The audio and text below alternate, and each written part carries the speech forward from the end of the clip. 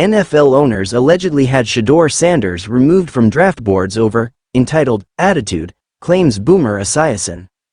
By Jacqueline Hendricks, updated April 29, 2025. Shedeur Sanders, once considered a top quarterback prospect for the 2025 NFL Draft, endured a surprising and dramatic fall to the 5th round, and it appears it wasn't just his on-field performance or pre-draft interviews that influenced the decision.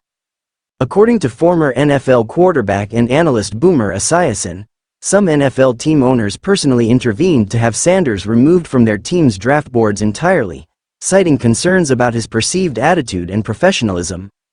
During an appearance on Monday's episode of WFAN's Boomer and Geo, Esiason explained that he had spoken with several league insiders over the weekend who confirmed the decision to bypass Sanders had come directly from ownership, not coaches or general managers.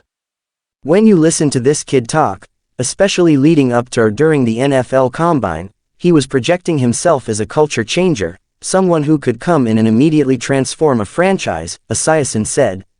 But the way he said it, and the confidence he carried, came across as arrogant and entitled to many in the league. Esiason continued, "I talked to 3 different personnel people this weekend who said their teams didn't even have Shedeur on their draft boards. Not because of talent, but because owners stepped in and said, 'Take him off.'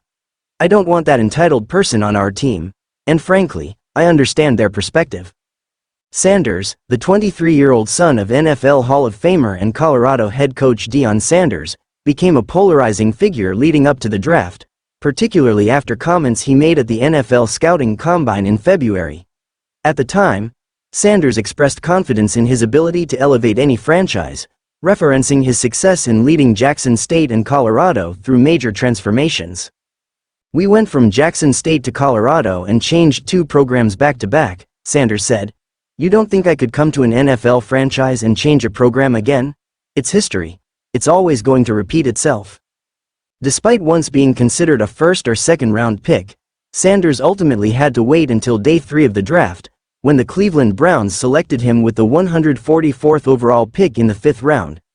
The Browns had already drafted Oregon's Dillon Gabriel in the 3rd round, making Sanders one of several quarterbacks in a now crowded depth chart that includes Joe Flacco, Kenny Pickett, and Deshaun Watson. Adding further complication to Sanders' draft process was the involvement of his father, Deion. Esiason noted that the elder Sanders didn't do his son any favors by making light of the possibility of manipulating the draft outcome, a reference to the 2004 draft, when Eli Manning refused to play for the San Diego Chargers and was traded to the New York Giants. "Deion didn't help," Esiason remarked, joking about pulling an Eli didn't sit well with NFL execs who are already skeptical of players demanding too much control. The draft experience was also marred by a prank incident, in which Shedeur received a fake call from someone pretending to be with an NFL team. It was later revealed that Jax Ulbrich, the 21-year-old son of Atlanta Falcons defensive coordinator Jeff Ulbrich, was involved in the prank. Jax has since publicly apologized. Only 2 quarterbacks were selected in the 1st round of the 2025 draft: Cam Ward, who went number 1 overall to the Tennessee Titans, and Jackson Dart, selected at number 25 by the New York Giants, a team that had previously worked out Sanders. Other teams rumored to have shown interest, such as the Steelers and Saints, ultimately passed on him.